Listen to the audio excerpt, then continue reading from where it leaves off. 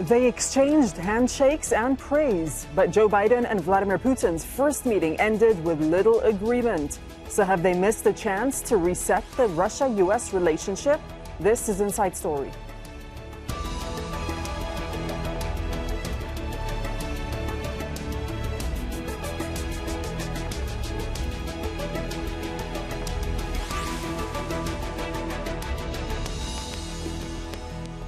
Hello and welcome to the program. I'm Dareen Abughaida. The U.S. and Russian presidents both acknowledge relations are at their lowest point since the Cold War. Their one-day summit in Geneva was an opportunity to set out their differences. Joe Biden and Vladimir Putin exchanged highly choreographed handshakes and words of praise for each other. They agreed to resume talks on nuclear arms control and return ambassadors to each other's capitals. But there was little agreement on other issues dividing the two nations, such as cybersecurity, the war in Ukraine, and political repression in Russia. Natasha Butler reports from Geneva. An elegant 18th century villa overlooking Lake Geneva was the setting for the high-stakes meeting. Russian leader Vladimir Putin arrived first. He was greeted by the Swiss president, who then welcomed Joe Biden. The two men looked tense as they stood for their first official photo. A handshake barely broke the ice. Relations between Washington and Moscow are at their lowest point in decades. The face-to-face talks were aimed at improving them. As I said outside, I think it's always better to meet face-to-face. After several hours behind closed doors, there were some agreements. Pledges to repost ambassadors, extend an arms control treaty and discuss cybersecurity. Both said the meeting was positive, but there was little progress on other issues, including the conflict in Ukraine and human rights. Putin dismissed Biden's concerns about Alexei Navalny, calling the Russian opposition leader a lawbreaker. Ignoring the rules of law, this person went abroad for medical treatment. He arrived back in Russia deliberately trying to be arrested. He knew what he wanted. Biden was clearly unimpressed by Putin's attempt to compare Russia's treatment of opposition activists to the US Capitol riot. My response is kind of what I communicated, that I think that's a ridiculous comparison. It's one thing for literally criminals to break through cordon, go into the Capitol, kill a police officer, and be held unaccountable. And it is for people objecting and marching on the Capitol and saying, you are not allowing me to speak freely. There were no major breakthroughs in this summit and clearly little common ground, but the return of US and Russian ambassadors to their posts is clearly a step to reopening communication between Moscow and Washington. For Putin, this was a moment back on the world stage, likely to play out well at home. For Biden, it was an opportunity to put down red lines and distance himself from his predecessor Donald Trump's approach, often accused of being soft on Russia. Biden may be closer to the more stable relationship he says he wants with Moscow, but it's still unlikely to be a predictable one. Natasha Butler, Al Jazeera, Geneva.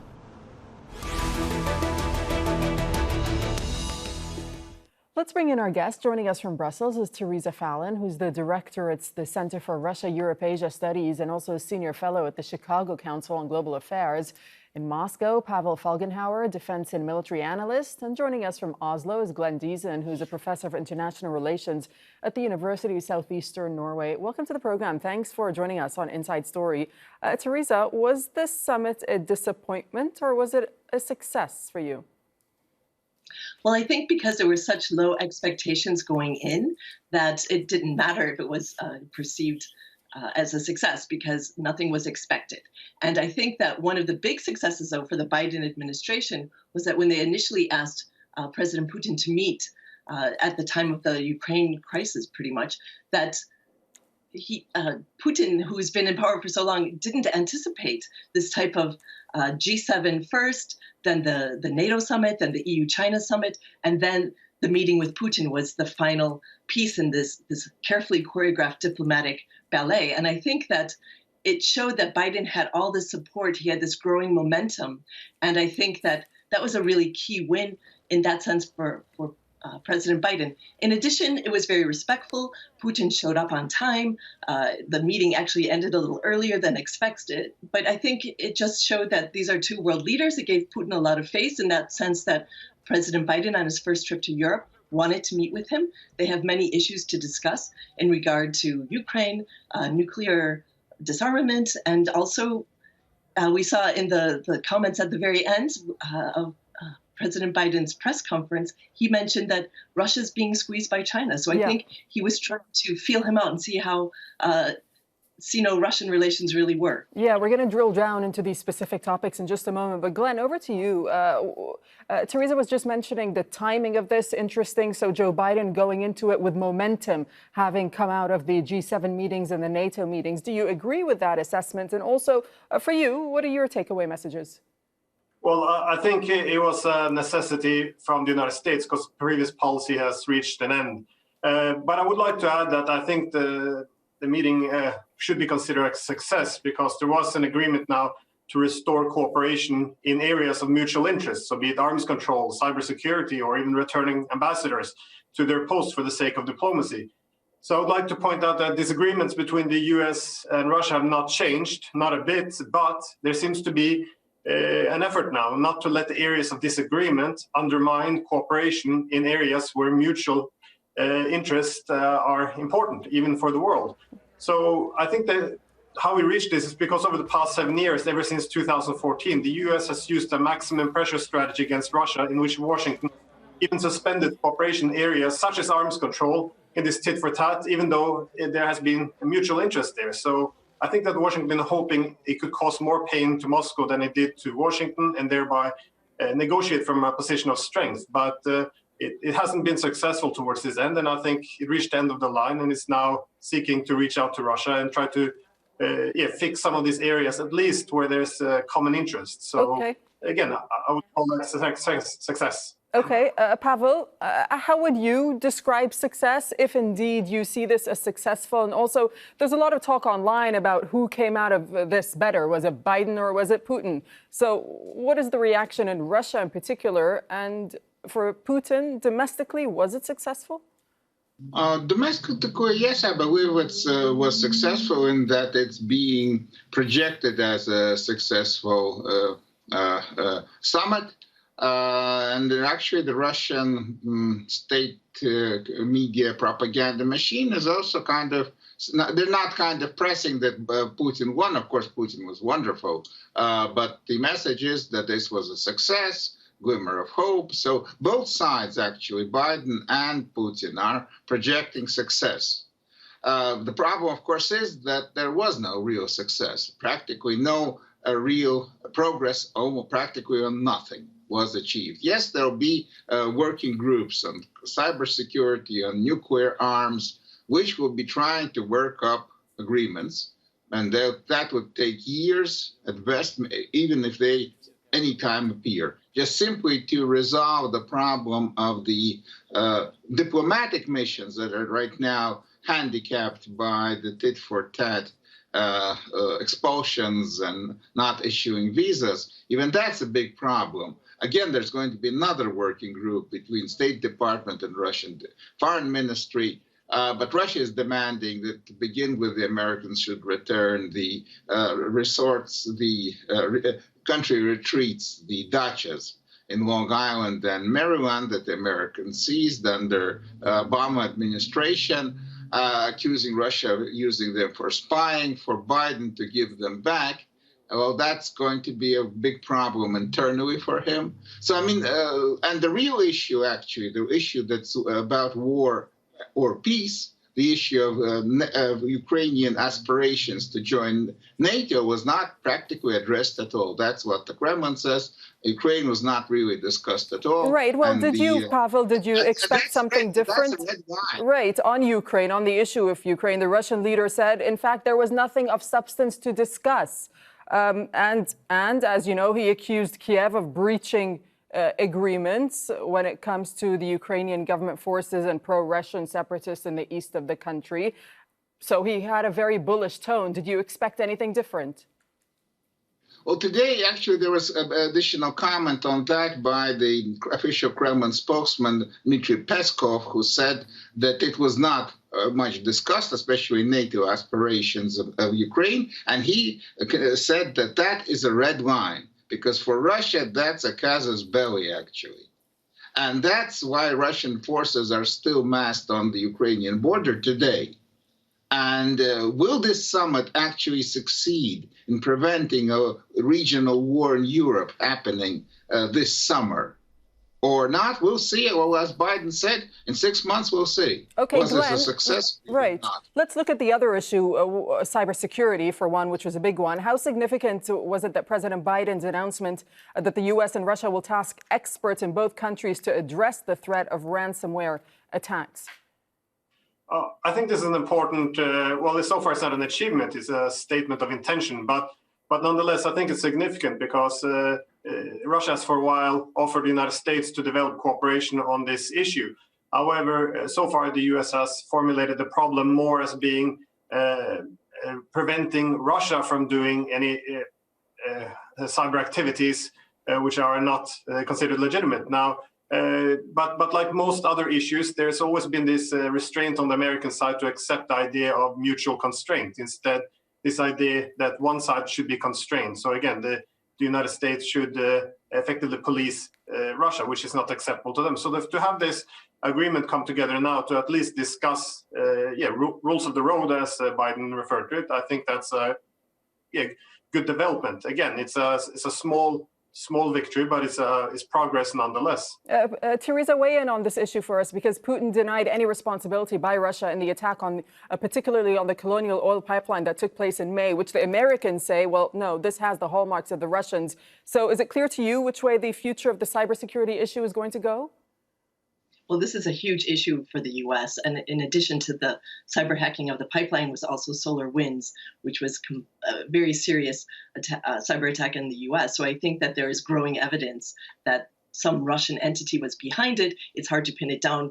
Putin cannot be responsible for people in Russia doing this. At least that's the Russian narrative from what I understand. But I think that this is a great concern. I think that in the talks, I read that President Biden, 16 areas that they don't want to have any form of cyber hacking. So they want to come up with some rules of the road, some guardrails, which are really important for this issue. And this is, the new type of warfare that we really have to come up with better agreements on. So I think that, as President Biden said, he wanted to meet Putin in person they have met each other before. But I think that these issues are so important that they really did require a personal meeting. And I think it's a good start, but it's just a baby step. But it will introduce a new period of at least discussion on these types of very serious areas that could lead to frictions in the relationship. Right. And Pavel, on the issue of human rights, I mean, President Putin didn't budge at all when it came to Alexei Navalny. He also suggested, as you know,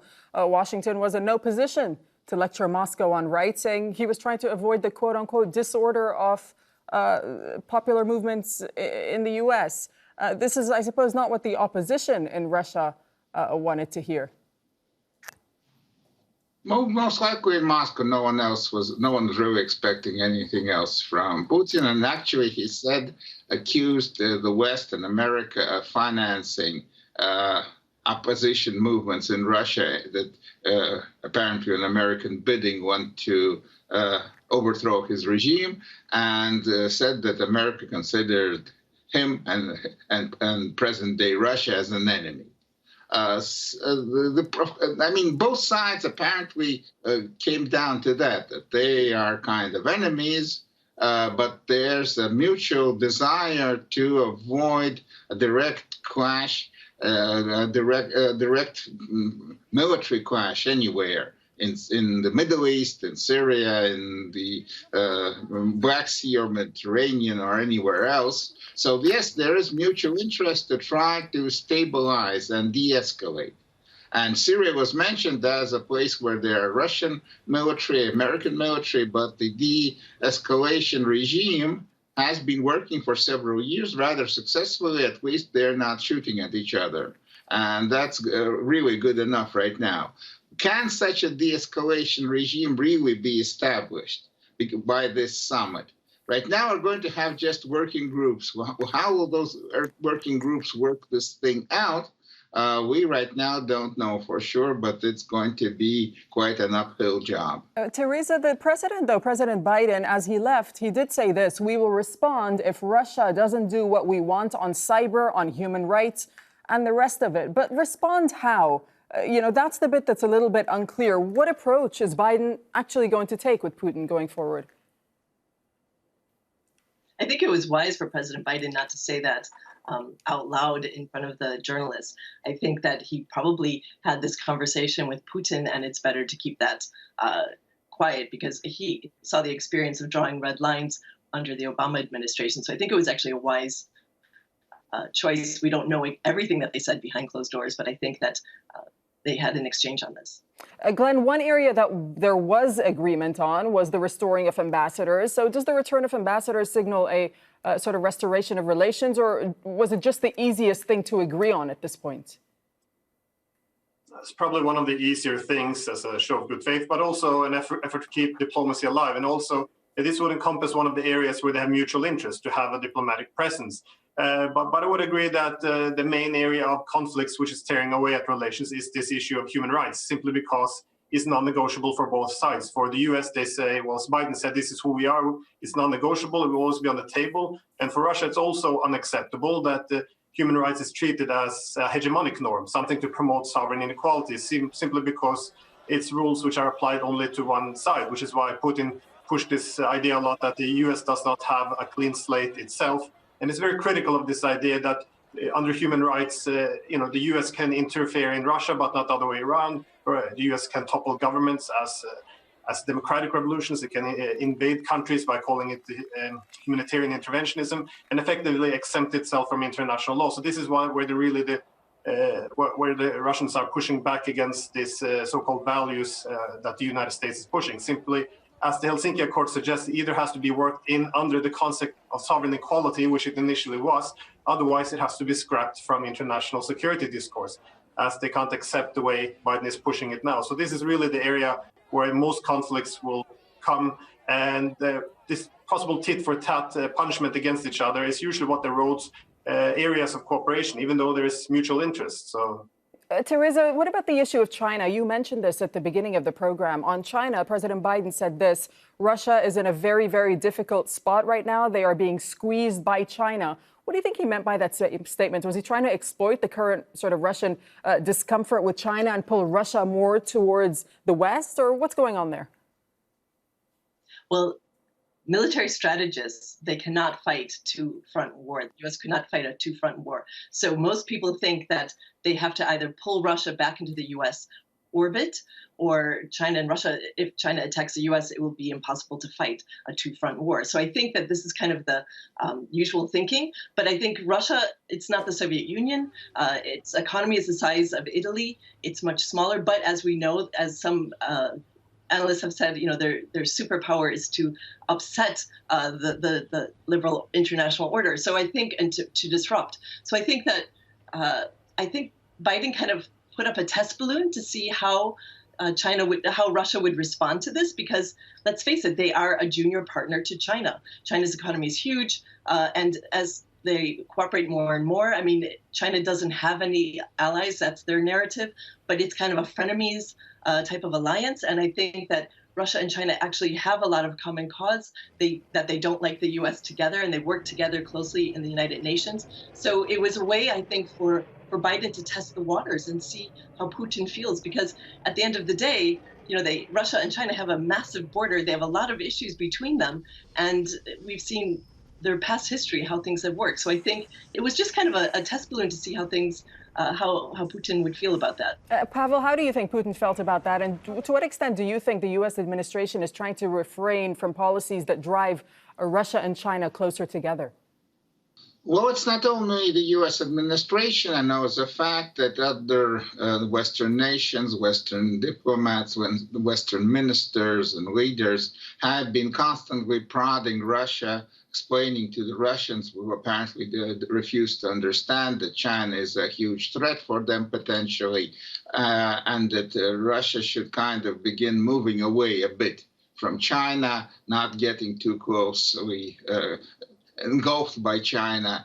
That's really not working right now at all. Russia-China relations are getting even stronger and stronger. And just couple of weeks ago, it was announced that Russia is transferring all the dollars it had in its sovereign fund, and that's, well, quite a lot of tens of billions of dollars into Chinese currency, or partially into euros, but out of dollars. So Russia is kind of putting the money there, and most likely this conversion of this fund. I mean, the central bank will continue to have dollars, and Russian exports bring 80% of the exports is paid in dollars. So converting it into a Chinese yuan is not a very prudent business operation. Right, but is Putin doing all of this because of, is he doing this because he wants to or because he needs to? And specifically after the American and European sanctions that were imposed on Russia for the annexation of Crimea? There's a fear that there will be further sanctions, and there may be a confrontation in Europe may be so severe that Russia will be, Russian sovereign government funds may be frozen in Western banks, especially in American banks, since they're in treasuries. That can be frozen. But yuan or gold in vaults in Moscow cannot be frozen. So there's also Russian financial institutions are preparing that maybe SWIFT won't be working for Russia. Russia is actually bracing for a possible downturn, a very catastrophic downturn that may happen. This summit was about maybe preventing that. But that's seen as a serious possibility. I mean, that's big money and big money losses. Right. So Russia is not moving right now away from China at all. Okay, Glenn, what do you think about the China issue? I mean, some reports seem to suggest that the U.S. is seeking to sort of quote unquote normalize relations with Russia, mainly because of China. Do you agree with that? Yes. Well, the United States have been quite open about the desire to drive a wedge between China and Russia. But it has to be pointed out that Russia now has finally given up this goal it had to create effectively a greater Europe. China has now become its main and most important partner in terms of creating a new economic infrastructure, encompassing everything from autonomous technologies, transportation corridors, banking, and across the board. Now, obviously, the Western sanctions against Russia has increased or intensified this development to a great extent. But I think it's often exaggerated, the concerns that Russia has about China. Like so far, China has been pretty much an ideal partner for Russia. This idea that it fears being the junior brother, I think that's also exaggerated because Russia doesn't really have any hegemonic ambitions across the Eurasian space at all. And also when China enters a lot of these regions, such as Central Asia, it's always cautious to harmonize its interest with Russia. And this is very much a stark contrast with the Europeans and Americans who often will always try to peel away Russia's neighbors. So again, Ukraine, Georgia, Moldova, the Central Asians, even Turkey now, like every country has to be peeled away from Russia. The Chinese aren't really pushing this strategy, which is why Russia is not really that uncomfortable with being the smaller economies of the two. All right, we'll have to leave it there. Thank you so much to my guests, Theresa, Fallon, Pavel, Felgenhauer, and Glenn Diesen. Thanks for joining us. And thank you for watching. You can see the program again anytime by visiting our website, aljazeera.com. For further discussion, you can go to our Facebook page. That's facebook.com/AJ Inside Story. Join the conversation on Twitter. Our handle is @AJ Inside Story. From myself and the whole team here in Doha, thanks for watching. Bye-bye for now.